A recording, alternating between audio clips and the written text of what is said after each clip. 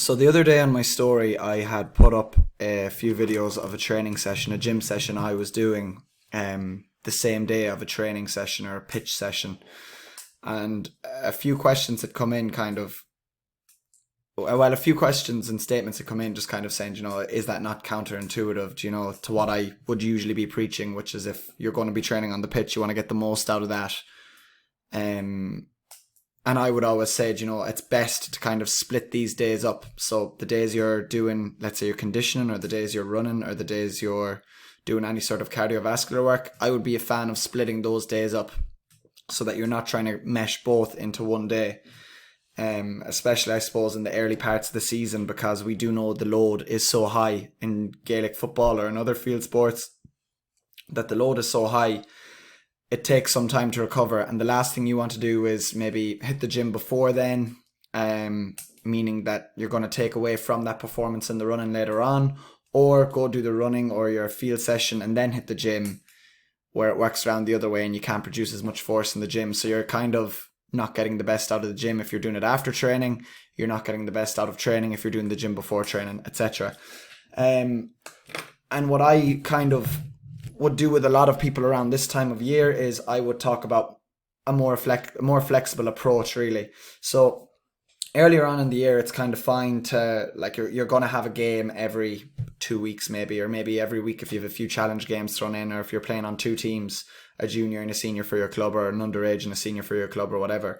So there's going to be this whole kind of, it's earlier in the season, you're allowed to build up a bit of fatigue. So if you're playing a match on a Sunday, hit the gym on the Monday, training on the Tuesday, you might rest the Wednesday, you might gym the Thursday, training on the Friday, and you're back at it again Saturday and Sunday, or Saturday or Sunday. So kind of as we get into this hectic part of the year where it's championship, the pace and intensity is about to go way, way up. And I'm sure a lot of you have noticed, even building toward the championship or toward these important matches, the pace is going up. You're getting that bit fitter. You're probably covering a lot more ground in games. The competition's gone up. Everyone's getting fitter. Everyone's stronger than they were a few months ago. Everyone's at a much better place physically.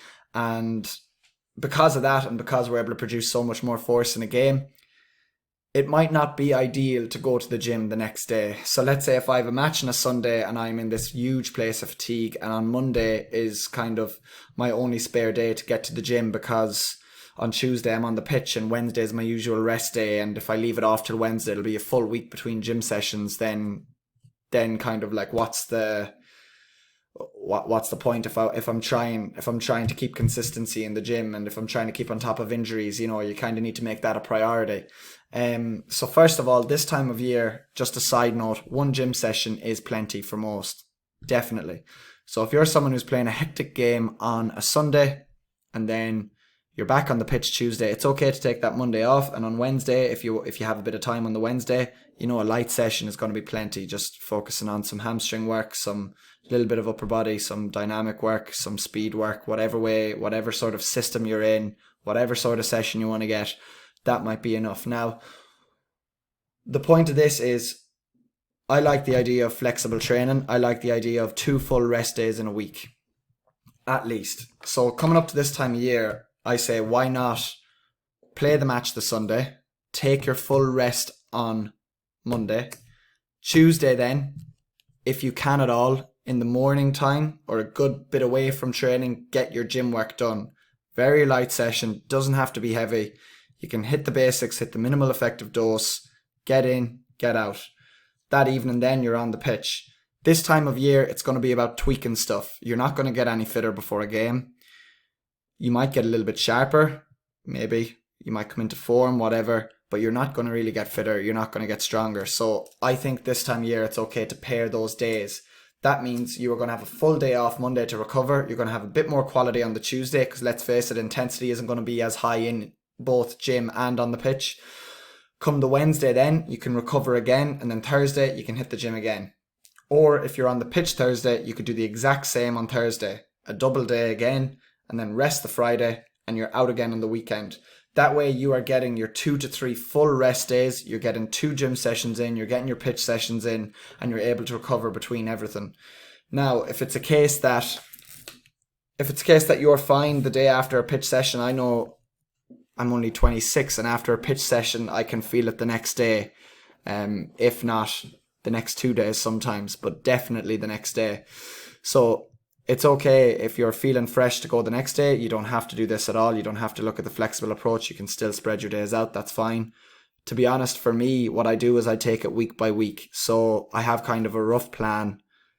I know the numbers I'll hit at certain times of the year. I know what the goal of my gym sessions are. The only thing I don't know is after a game on a Sunday, I am not fully sure if I'm going to go to the gym the Monday or if I'm going to go on the Tuesday.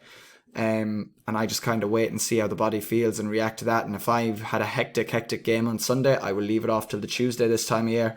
If it's the case that on Sunday I kind of maybe had a hectic game, or maybe it was fine, it wasn't too heavy. Maybe I didn't cover as much ground as usual, or I had to do a different job than usual, then that's fine. I can go again Monday. But I suppose the whole point of this is to have a flexible approach and to make sure you're recovering between sessions. So the most fatiguing thing we do is a match, a championship match, a league match, whatever it is, maybe coming up in towards championship. These matches are very, very intense, especially if you're playing a full game. And what people don't realize is you need some time to recover. And if you're not recovering in time for the next pitch session Tuesday, you're just going to, I suppose, blunt the recovery, or you're not going to get as far as you need to get. Which is why I think it's totally fine to pair the sessions. Now, if it's a case that your job doesn't allow you to, mine doesn't sometimes, where maybe I'm up at 6 a.m. on a Tuesday and I'm working through until 12 or 2, and then I'm on the laptop for a few hours, I will do my light gym session an hour or two before training, or even I'll do my gym session, change, and then I'll go to training from there. If I have to.